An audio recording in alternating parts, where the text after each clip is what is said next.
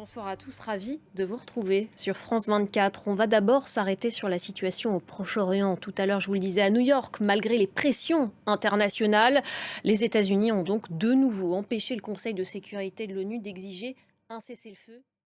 Et en attendant, à Gaza, où l'armée israélienne poursuit ses frappes quotidiennement, la situation humanitaire est catastrophique. L'ONU estime que plus de 2 millions de personnes y sont menacées de famine. La plupart sont massées dans le sud, dans la ville de Rafah, désormais dans le viseur de l'armée israélienne. Alexandra Quarini. Voilà donc pour la situation au Proche-Orient. Il risque 175 ans de prison. Julian Assange, le fondateur de Wikileaks, tente depuis ce matin d'obtenir de la justice britannique un dernier recours contre son extradition vers les États-Unis. L'audience a donc débuté ce matin devant la Haute Cour de Londres en l'absence de l'Australien de 52 ans. Merci beaucoup Hervé Amoric en direct de Londres. Nous sommes à présent avec Katia Roux, chargée de plaidoyer du programme Liberté à Amnesty International France. Katia Roux, bonsoir. Merci beaucoup d'être avec nous sur France 24. C'est donc le dernier recours de la défense de Julian Assange contre son extradition outre-Atlantique. Ces défenseurs, on l'a vu avec notre correspondant, dénoncent un procès politique. Est-ce que c'est le cas? Est-ce que c'est une bonne ligne de défense? Oui, absolument. Il est très clair en réalité que les autorités américaines sont déterminées à poursuivre Julian Assange.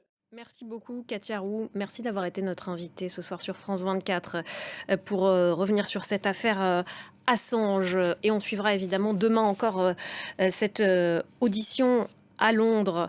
La guerre en Ukraine à présent et ce nouveau succès revendiqué par la Russie. Je vous en parlais dans les titres.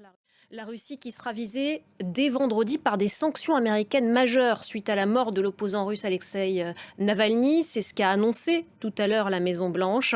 L'Union européenne, de son côté, a convoqué le chargé d'affaires russe à Bruxelles. Quant à la mère de l'opposant russe, elle appelle le président Vladimir Poutine à lui remettre la dépouille de son fils.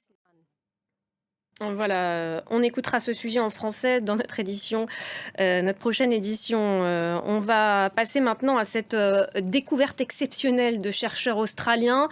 Ils ont découvert ce qui pourrait être l'objet le plus brillant de l'univers, un quasar qui brille 500 milliards de fois plus que notre Soleil. On voit ça tout de suite avec Thibaut Francesquet.